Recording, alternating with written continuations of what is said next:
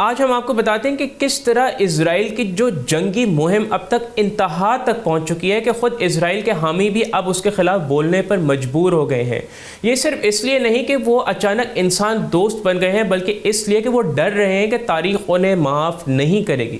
جب ایسے لوگ بھی بولنے لگتے ہیں جو پہلے خاموش تھے، تو اس کا مطلب یہ ہے کہ وہ سمجھ گئے ہیں کہ اسرائیل نے اتنی حدیں پار کر دی ہیں کہ اس کے تاریخی زوال کا آغاز ہو سکتا ہے۔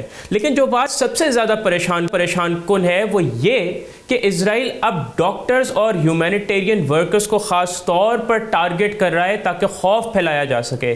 اسرائیل کی بربریت اس حد تک پہنچ گئی ہے کہ وہ بچوں کو، خاص طور پر ان بچوں کو جو کہ آن لائن مشہور ہیں، بے رحمی سے قتل کر رہا ہے۔ صرف گزشتہ ہفتے 11 سال یقین حماد، جو کہ فلسطین کا ینگسٹ انفلوئنسر تھا، اس کو شہید کر دیا گیا۔ وہ ایک مقبول سوشل میڈیا انفلوئنسر بھی جو کہ بے گھر خاندانوں کو کھانا، کھلونے اور کپڑے تقسیم کرتے تھے۔ اس کی جگہ اسکول میں ہونا اور اپنا بچپن انجوائے کرنا تھا، لیکن وہ دوسروں کی مدد میں لگی رہتی تھیں۔